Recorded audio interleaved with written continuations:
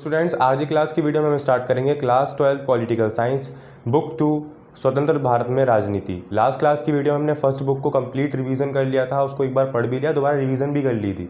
और आज की क्लास की वीडियो में हम स्टार्ट करेंगे अपनी सेकंड बुक स्वतंत्र भारत में राजनीति।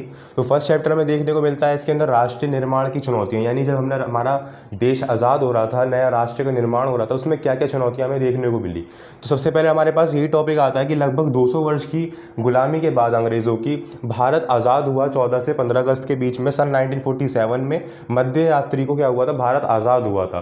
फिर लेकिन इस आज़ादी के साथ साथ देश की जनता को आज़ादी को खुशी तो थी, बट उसको एक क्या सामना भी करना पड़ा था, विभाजन का सामना करना पड़ रहा था। उसके दिमाग में ये बात चल रही थी कि भाई हम कुछ समय तक अभी आज़ादी की खुशी तो है, बट अभी आगे हमें विभाजन का भी सामना करना है। तो लेकिन इस आज़ादी के साथ साथ देश की जनता को देश के विभाजन का सामना करना पड़ा। संविधान सभा के विशेष सत्र में प्रथम प्रधानमंत्री जवाहरलाल नेहरू ने भाग्यवधु से चिर प्रतिष्ठ भेंट या फिर टिस्ट्री विद डेस्टिनी के नाम से भाषण दिया था। जो पहले हमारे प्रधानमंत्री थे, जब देश आज़ाद हुआ था तो उन्होंने जो भाषण दिया था वो इस के टॉपिक के ऊपर दिया था। ठीक है, तो अभी आगे बढ़ते हैं, क्या टॉपिक्स आते हैं हमारे पास।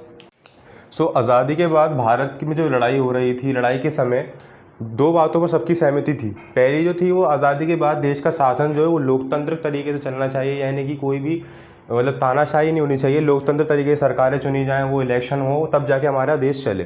ठीक है, तो और दूसरी इस पर सहमति थी, सरकार समाज के सभी वर्गों के लिए कार्य करेगी, यानी जिस तरीके से हमारे समाज में अलग अलग टाइप्स के वर्ग रहते हैं, हिंदू मुस्लिम सिख ईसाई, तो उनके सभी वर्गों के ऊपर कार्य करना चाहिए। यानी कि ये नहीं कि जो बहुसंख्यक हैं उनके ऊपर ही कानून बनने चाहिए, उनके ऊपर ही सभी चीज़ें होनी चाहिए, ऐसा नहीं था। तो जो आज़ादी की लड़ाई का जो समय चल रहा था उनमें ये दो बातें थी निकल के आई जिन पर सभी सहमत थे।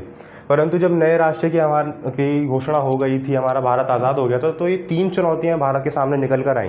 पहली आती है कि एकता एवं अखंडता की चुनौती, यानी कि जिस तरीके से भारत का हमारा एरिया है वो किसी महादेश से कम नहीं है, और जिस तरीके से इस देश के अंदर अलग अलग विविधता, भाषा, संस्कृति और अलग अलग जाति के मानने वाले लोग रहते हैं, तो उन सभी को एकजुट रखना एक बहुत बड़ी चुनौती थी, जो कि नए राष्ट्र के निर्माण के बाद हमारे सामने आई। दो और चुनौतियों को देखते हैं। पहली चुनौती हमारे पास समझ ली हमने कि एकता एवं अखंडता की चुनौती। स्टूडेंट्स, दूसरी जो चुनौती आती है हमारे पास वो आती है लोकतंत्र की स्थापना।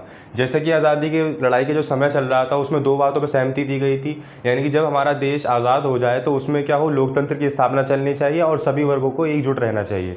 तो लोकतंत्र की स्थापना की दूसरी चुनौती आई हमारे पास कि इसके विषय में क्या किया जाना चाहिए। तो भारत ने संसदीय शासन पर आधारित प्रतिनिधित्व मूलक को लोकतंत्र को अपनाया और भारतीय संविधान में प्रत्येक नागरिक को मौलिक अधिकार तथा मतदान का अधिकार दिया गया, जो कि हमने 11वीं क्लास में पढ़े थे, मौलिक अधिकार।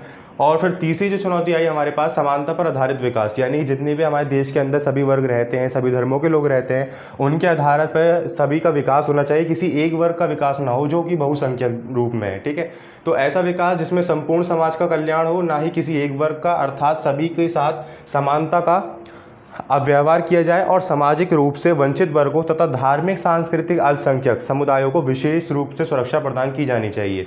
यानी कि जो अल्पसंख्यक लोग हैं, जिनकी संख्या कम है, उनको एक विशेष सुरक्षा प्रदान की जानी चाहिए, क्योंकि अगर कोई बहुसंख्यक दल उनको कोई परेशान ना कर सके, इसलिए। ठीक है, तो ये हमारी कोई तीन चुनौतियाँ निकली थी जो कि भारत के निर्माण के समय हमारे सामने देखने को मिली। तो आज की क्लास की वीडियो में इतना ही। नेक्स्ट क्लास से हम देखेंगे जो भारत का हमारा विभाजन हुआ उसके परिणाम क्या निकले। आज की क्लास की वीडियो में सभी टॉपिक्स आपके समझ में आए हो, तो किसी भी टॉपिक के अंदर कोई भी डाउट हो तो आप मुझे कमेंट सेक्शन में ज़रूर बताएं। Thank you.